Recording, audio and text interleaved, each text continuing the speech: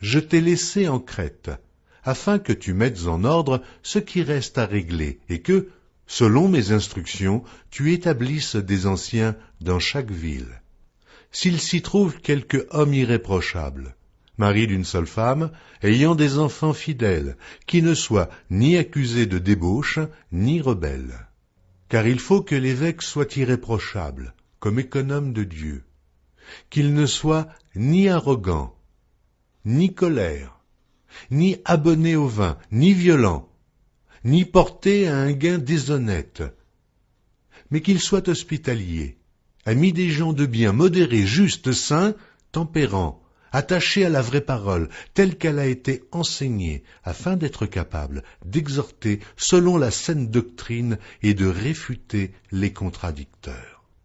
Il y a en effet, surtout parmi les circoncis, beaucoup de gens rebelles, de vains discoureurs et de séducteurs, auxquels il faut fermer la bouche.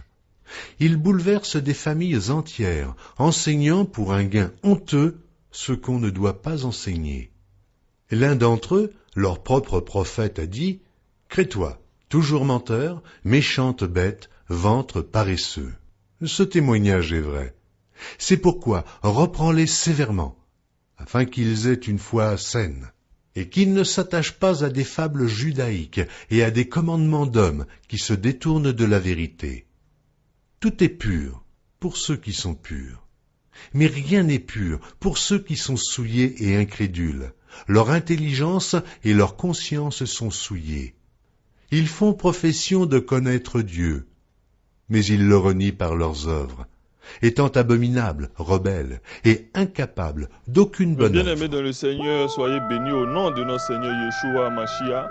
C'est encore aujourd'hui une grande joie de partager la parole du Seigneur avec vous. Nous avons très peu de temps à passer sur la terre, nous devons la consacrer à la parole, car c'est cette parole éternelle-là que nous allons aller méditer encore dans le ciel, vraiment sous une autre forme, vraiment avec le Seigneur lui-même, ça sera vraiment merveilleux.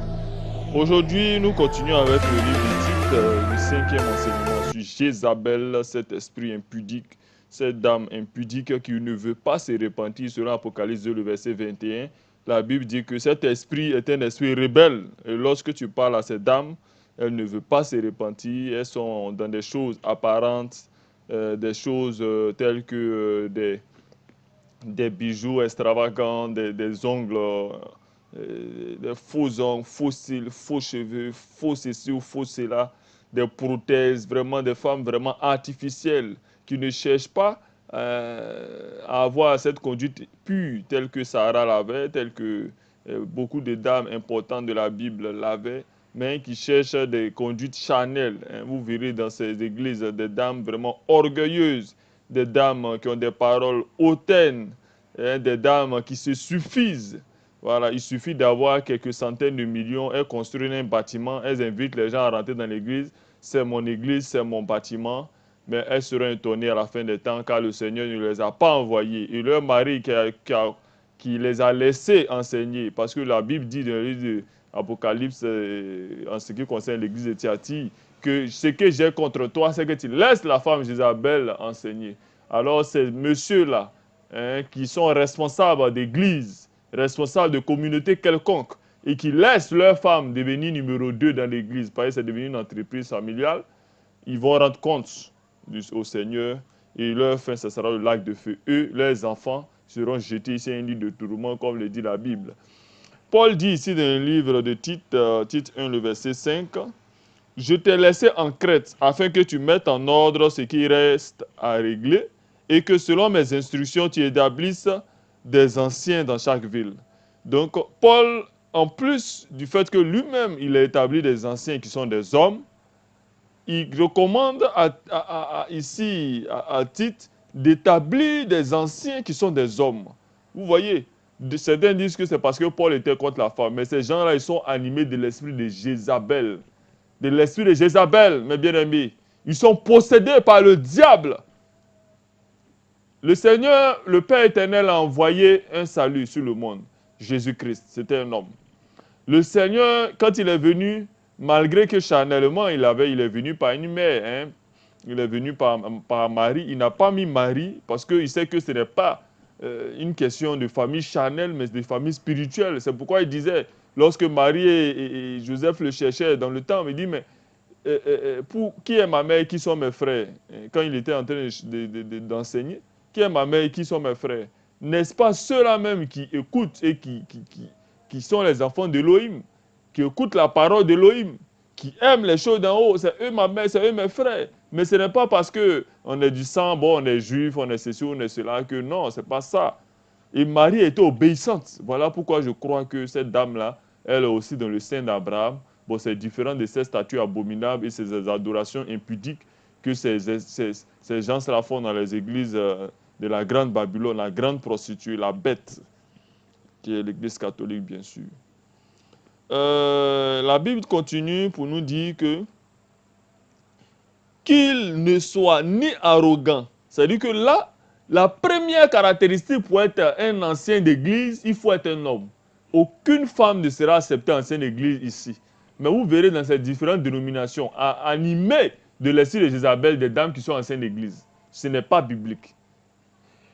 Et les caractéristiques, première caractéristique, il faut que ce soit un homme. Paul le déclare.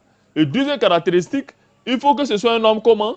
On le dit, irréprochable, économe de Dieu, qui ne soit ni arrogant, ni coléreux, ni adonné au vin, ni violent, ni porter un gain déshonneur, mais qui soit hospitalier, ami des gens de bien, modéré, juste, saint, tempérant, attaché à la vraie parole telle qu'elle a été enseignée, afin d'être capable d'exhorter selon la sainte doctrine et de refuter les contradicteurs. Voilà. Donc, il faut qu'il soit marié d'une seule femme, non adonné au vin, non arrogant, etc., etc. Donc, la femme ici vient pour aide. Est-ce que vous comprenez un peu? Vous voyez. C'est pourquoi on dit, lorsqu'on parle pour ceux, par exemple, qui ont expérimenté les églises de maison, il faut que l'homme, c'est-à-dire que le chef de famille, soit un responsable dans le corps du Christ. C'est important. Parce que le Seigneur lui a confié d'abord une famille. Et s'il arrive à gérer sa famille charnellement, il pourra aussi gérer la famille spirituelle. Car Paul dit, il est insensé que quelqu'un qui n'arrive pas à gérer ses enfants ont des paroles arrogantes, ses enfants sont mal éduqués, sa femme est rebelle, sa maison est une maison de débauche, de désordre, de tout esprit impur qui se promène partout. Mais comment l'église du Seigneur peut venir siéger là? Et comment pourra-t-il gérer l'église du Seigneur s'il n'arrive pas à gérer sa propre maison, dit Paul? Donc c'est pour dire que la vie charnelle a un impact sur la vie spirituelle et la vie spirituelle a un impact sur la vie charnelle. Tant qu'on est dans ce monde, les deux sont indissociables. Mais il existera une seule réalité lorsque tu meurs. C'est-à-dire, lorsque tu meurs l'un de Christ, ta seule réalité sera l'enfer. Maintenant, lorsque tu meurs dans le Seigneur, ta seule réalité sera le royaume des cieux. Tu ne pourras pas avoir part encore aux pleurs, aux larmes, aux séductions. Tout ça, c'est fini. Tu as gagné la course. Tant que nous sommes dans ce monde, nous serons soumis à la tentation. Ça, c'est obligatoire. Voilà. Donc, c'est pour ne pas nous laisser orphelins que le Seigneur nous a donné l'esprit de vérité qui nous conduit dans ce monde. Il nous a donné aussi sa parole qui est la vérité. Et nous devons prendre sa parole qui est une lumière comme dans cette ténèbre de ce monde, hein, pour se laisser guider. Ça doit être notre boussole de ce monde. La parole écrite dans notre boussole de ce monde. Vous voyez des gens, par exemple, qui ont accepté la zoophilie au Canada. L'un des premiers pays à accepter la zoophilie, où un homme peut marier une chèvre et une femme peut marier un cheval, etc. Voilà. Et il y a aussi l'homosexualité qui est dans toutes les séries télé aujourd'hui, qui est dans tous les grands films aujourd'hui, qui est dans tous les dessins animés. On a des gens homosexuels, on a de la magie qui est pratiquée partout, tandis que le Seigneur ne veut pas que nous pratiquions la magie et toutes ces choses. Et c'est devenu comme normal. Hein. Vous voyez des personnes qui ont été tellement habituées aux films de magie que quand ils auront des difficultés dans leur foyer, par exemple, tu vas voir des dames qui se retrouvent chez les marabouts, chez les féticheurs pour dire que c'est normal. Mais ils ne se rendent pas compte que quand on fait le pacte avec le diable, on paye cash. Et le diable est le seul vainqueur dans cela. Alors, mes bien-aimés dans le Seigneur, c'est le message que j'ai voulu partager avec vous, que vous puissiez vraiment demeurer dans l'esprit de Christ et loin de l'esprit de l'impurité, l'esprit de Jézabel, Parce que l'esprit de Jézabel n'est ni homme ni femme. Vous savez, quand on parle des anges, il n'y a pas ce caractère féminin et masculin. Non. Mais c'est un esprit. Il possède autant les hommes qu'autant les femmes. Et c'est pourquoi je vais vous faire écouter cet audio de cet esprit de Jézabel qui entraîne même les pasteurs hein, dans des enseignements de démons, qui les recrutent et qui font d'eux vraiment des serviteurs du diable. Donc, mes bien-aimés dans le Seigneur, soyez attentifs à ce qui va venir et prenez-y-en de la graine pour savoir marcher dans ce monde. Shalom. Venez, je priais Dieu à l'aube et mon âme a été enlevée jusqu'à lui. Quand j'ai regardé, j'ai été confronté à un être de lumière. L'ange du Seigneur est venu me chercher et ensemble nous sommes descendus dans la vallée des ténèbres que je crois être un enfer. Il y a le lieu de la perdition où les gens qui ont perdu la voie du salut et ne l'ont jamais trouvée.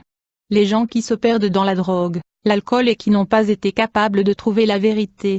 Ils ne savaient pas quoi faire de leur vie. Là-bas, personne ne se trouve même l'un à côté de l'autre. Il n'y a aucun moyen de sortir ni d'échapper aux démons. Ils sont éternellement perdus et ne trouveront jamais la fin de cet endroit. Perdition signifie ruine, destin ou destruction. Les gens qui marchent égarés quand ils meurent sont perdus en enfer. Les âmes qui sont là ont été oubliées par Dieu. Sur la terre, Dieu envoie la pluie, le soleil fait que l'arbre porte du fruit que les gens mangent. La terre produit de la nourriture pour les gens et l'air fournit l'oxygène à respirer. Nous avons un lit pour dormir et une couverture pour tout réchauffer et le signe que Dieu aime l'homme et qu'il ne l'a jamais oublié. En enfer, il n'y a pas de jour, de nourriture, d'eau, d'oxygène pour respirer, de pluie, de soleil et d'arbres fruitiers. C'est le signe que Dieu a abandonné ses âmes perdues. Je marchais avec l'ange en enfer. Le démon m'a montré une machine qui produit une variété de shorts pour hommes et pour femmes. Il a dit que ces cours vont monter à la terre, c'est la nouvelle mode qui va se présenter. Avertissez-les sur terre que s'ils ne cessent pas de porter mon short, leurs âmes vont atterrir en enfer quand ils mourront. Les femmes devraient également cesser de porter nos tongs. Le diable a appelé plusieurs autres démons avec des coupes de cheveux différentes à se manifester. Coupes de cheveux féminines et masculines. Il a dit, c'est notre mode qui est lancée sur terre. J'ai remarqué plusieurs coupes de cheveux radicales, certaines avec des motifs à la nuque. Coupes de cheveux avec des dessins sur la tête. Des coupes avec des symboles sataniques enlevant l'image de Dieu. J'ai vu des femmes croyantes en enfer en se coupant les cheveux. Ils ont coupé le symbole de l'alliance de leur tête. J'ai vu en enfer des frères qui ont fait des coupes de cheveux à la mode, des coupes extravagantes qui attirent l'attention. D'autres femmes sont en enfer parce qu'elles se sont peint les ongles. Les démons ont coupé les doigts de ses sœurs. Et ceux qui ont peint les cheveux, les démons ont arraché le cuir chevelu et ont laissé les sœurs chauves. Ceux qui portaient des rouges à lèvres avaient les lèvres coupées pour ne devenir que le squelette. Ceux qui portaient des boucles d'oreilles avaient les oreilles coupées. Je n'ai vu que 2 trous à la place des oreilles. Ceux qui portaient du maquillage avaient le visage fondu par le feu. Ceux qui portaient des colliers avaient le cou serré. J'ai vu en enfer des femmes qui portaient des pantalons longs ainsi que des pantalons courts. J'ai vu des sœurs en enfer pour avoir porté des jupes courtes dont les ourlets étaient au-dessus de leurs genoux et j'ai également vu des femmes portant des robes serrées contre leur corps. J'ai vu des chrétiens qui portaient des vêtements serrés sur leur corps. J'ai vu des sœurs en enfer pour avoir porté des jupes craquelées et des talons hauts. J'ai vu ceux qui marchaient sans chemise. J'ai vu des frères qui sont en enfer parce qu'ils portent des chemises sans manches. Et ceux qui portent des shorts à la maison sont comme des vêtements normaux et sortent dans la rue. Et tous ceux que j'ai vus sont des frères de différentes dénominations. La musculation, j'ai vu des frères en enfer qui ont fait du culturisme pour attirer l'attention et des regards sur leur corps. Ils voulaient rester forts pour porter des vêtements serrés. C'est la vraie doctrine qui m'a été révélée. Adultère, l'ange a dit, vous pensez qu'il n'y a personne de votre église à cet endroit. L'ange m'a emmené à un endroit où j'ai vu une sœur de mon église. Elle est morte il y a 5 ans.